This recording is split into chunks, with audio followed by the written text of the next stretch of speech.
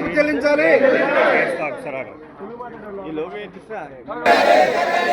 First in first out payment విధానంలోనే చిన్న contractor పేమెంట్లు అన్ని జరగాలి. జేజేఎం పెండింగ్ బిల్లులన్నీ కూడా 31 మార్చి లోపు రిలీజ్ చేయాలి.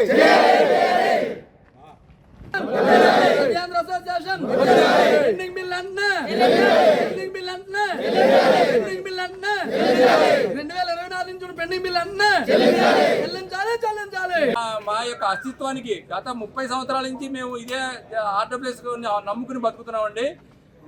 ప్రజలకి మంచినీళ్ళు ఇస్తూ ప్రస్తుత పరిస్థితుల్లో మేము రక్తం చూస్తున్నామండి. మేము మా కుటుంబాలు రోడ్డు మీద పోయే పరిస్థితి ఏర్పడింది.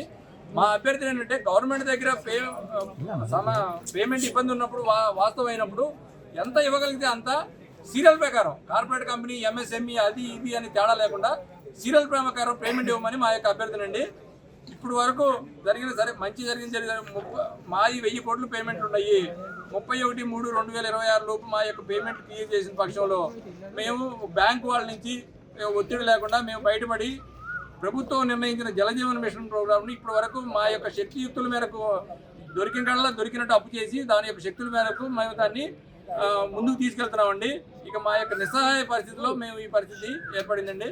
కాబట్టి మా యొక్క ఏమంటే మీరు ఇచ్చిన డబ్బులు సరైన విధానంలో డిస్ట్రిబ్యూట్ జరగట్లేదు.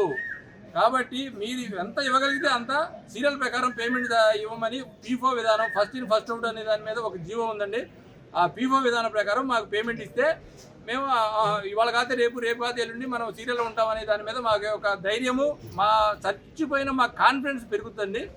కాబట్టి ఎన్నిసార్లు చెప్పినా ఇది 4వ ఎన్నిసార్లు చెప్పినా మా యొక్క ప్రధాన అభ్యర్థన ఎంత డబ్బు ఉంటే అంత డబ్బు సీరియల్ ప్రకారం పేమెంట్ చేయండి. దానివల్ల అందరికీ న్యాయం జరుగుద్ది.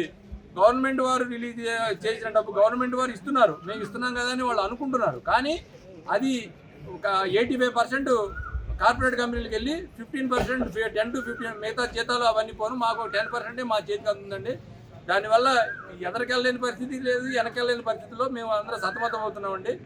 దయచేసి మా పిల్లర్స్ టు ద గవర్నమెంట్ అండి. ప్రతి చిన్న ఊళ్ళో ఏ చిన్న సమస్య వచ్చినా ఏ చిన్న పని వచ్చినా మాకు చెప్తారండి, మేము చేస్తామండి. దానివల్ల ప్రజలకు ఇబ్బంది లేకుండా జరుగుతుందండి. ఇప్పుడు ఏ ఇబ్బంది వచ్చి ఏ చెప్పినా సరే మేము చేయలేని పరిస్థితుల్లోకి వెళ్ళిపోతున్నాము.